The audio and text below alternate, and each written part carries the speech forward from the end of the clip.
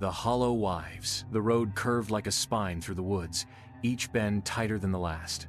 Trees crowded the narrow asphalt, their bare branches clawing at the car's roof like skeletal fingers. Lena hadn't seen the town sign in years, but it still made her stomach drop. Welcome to Glom's hollow population. The number was scratched out, not faded, not vandalized. Carved out, violently. She rolled up the window. The air stank of wet wood, decay, and something faintly metallic like old blood. The GPS had died half an hour ago, but she didn't need it. Muscle memory guided her through these woods. She knew every bend, every tree, with a strange twist. She had grown up here for the first 8 years of her life, before her mother took her and vanished. Now, 20 years later, the town had called her back. Her Aunt Estelle, the last of the Morrow family, had died suddenly. No funeral, just a handwritten letter from a local lawyer. The estate is yours now. Someone must claim the Hollow House.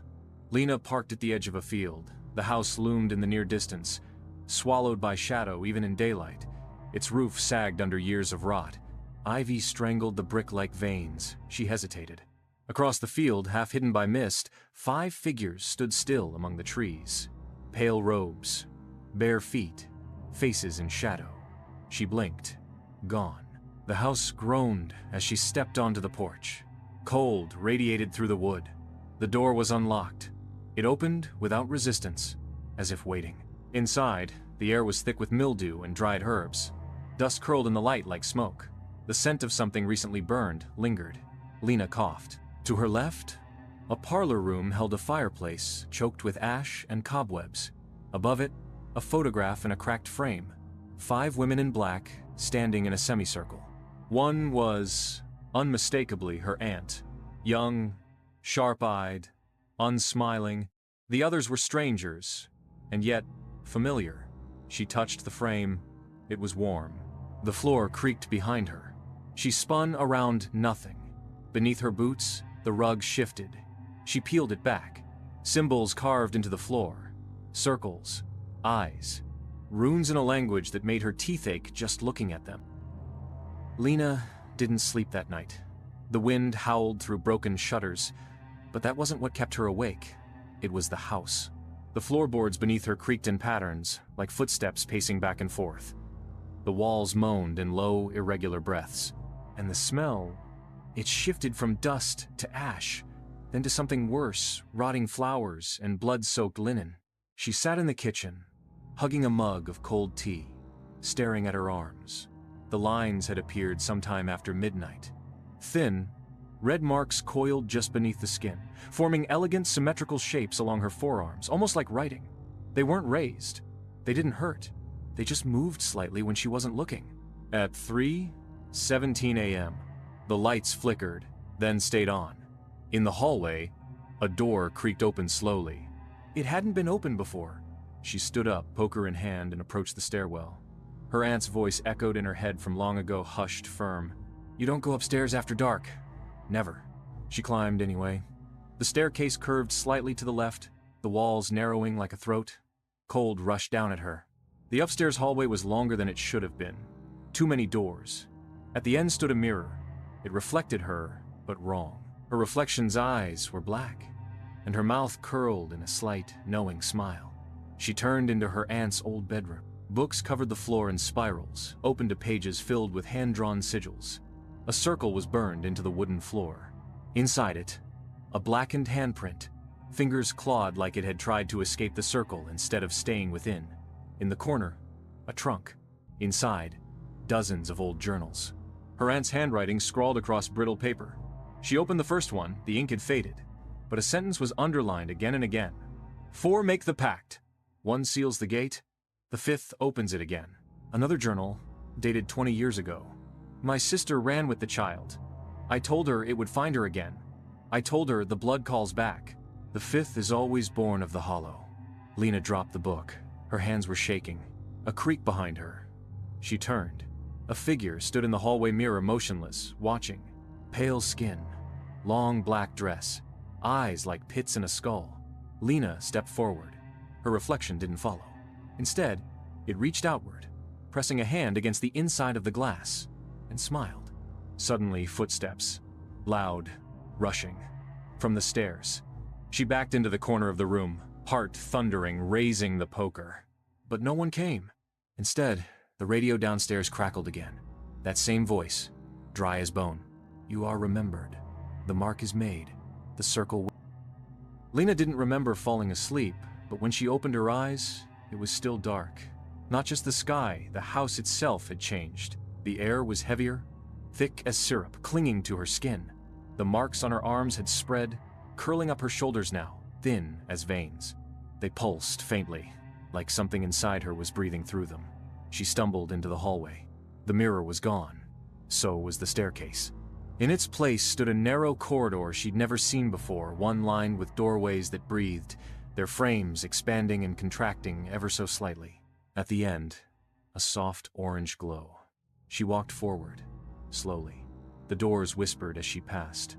Her name, her mother's voice, her own voice, but distorted deeper, layered with others. She returned. She left once. She was always meant to be the fifth. The hallway opened into a round chamber where the ceiling had collapsed long ago. Moonlight poured in, staining the rotted floor silver. In the center, 5 women stood in a circle.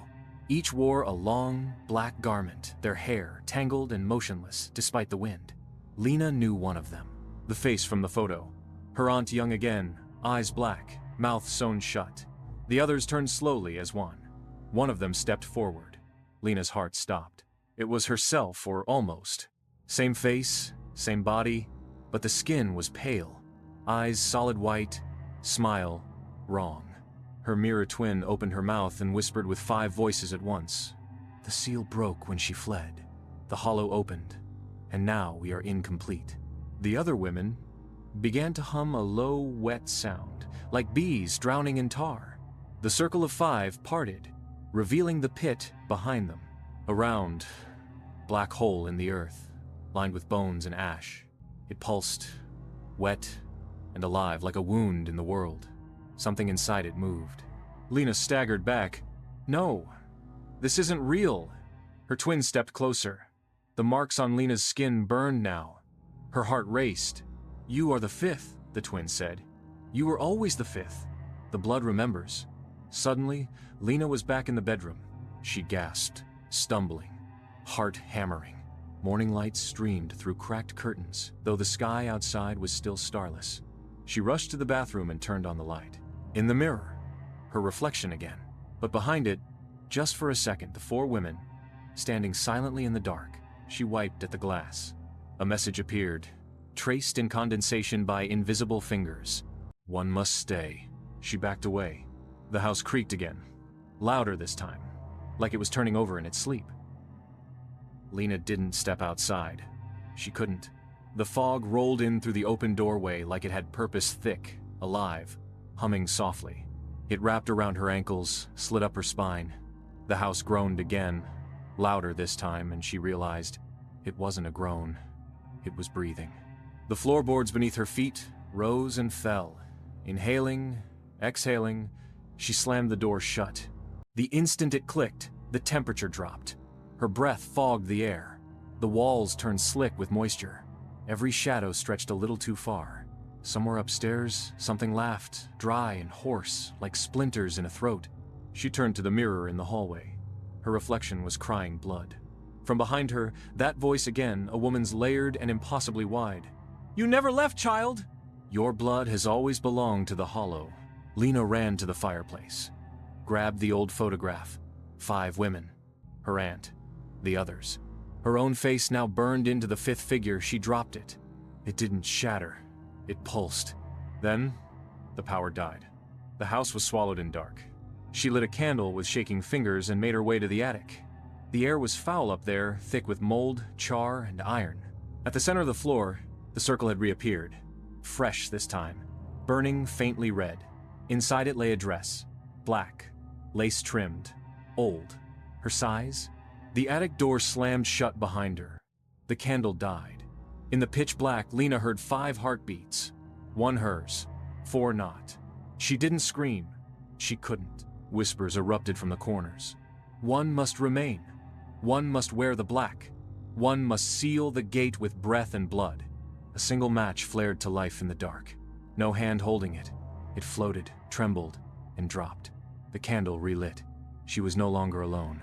The four women stood in the corners of the attic, motionless, their feet not touching the ground. Their mouths opened, wide and slow. They exhaled together a black mist, swirling into the center of the circle. The dress rose from the floor, hovering before Lena like it had a spine of its own. She stepped back, but her body didn't. Her hands reached forward. She felt nothing.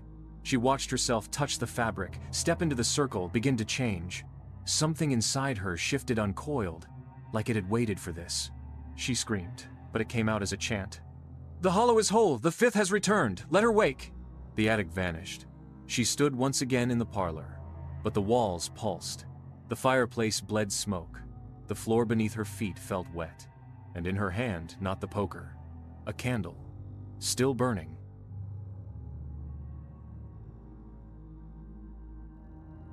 Lena walked the halls now without questioning how the house had changed. The walls pulsed gently, like lungs in slumber. Every surface was warmer than it should be, slick with breath, coated in layers of ash and memory. She no longer saw the flickering lights, no longer smelled the mold, no longer noticed the whispers. They were simply part of her now. In the kitchen, the table had been set. 5 chairs, 5 plates, each covered in dirt and dried blood. She sat without thinking, candle still in her hand. Its flame didn't flicker, it stood perfectly still, even when her breath passed over it. Across from her, a woman sat down. She wore Lena's face, but the eyes were all wrong. Deep, pupilless, endless. There must always be a fifth, the reflection said softly. The others joined 4 women in black, their forms more shadow than flesh. They reached out, took Lena's hands in theirs. She did not resist. Their skin was ice, and then they breathed together. The air in the room folded inward. The house moaned low, guttural, heavy with release. A pressure built behind Lena's eyes, inside her teeth, under her nails. "You are the gate!" The voice came from everywhere, the walls, the floor, the hollow between her ribs. Lena stood. The marks on her body blazed red, then black, then disappeared, entirely sinking beneath her skin like ink absorbed by thirsty paper. The others began to chant, a language older than bone. The windows melted. The ceiling stretched upward like a throat, swallowing the stars. And then, silence. For a moment, the house seemed empty again. Still, dead. Lena opened her eyes. She stood at the foot of the stairs. Daylight streamed through the windows. Morning. Normal morning. No fog.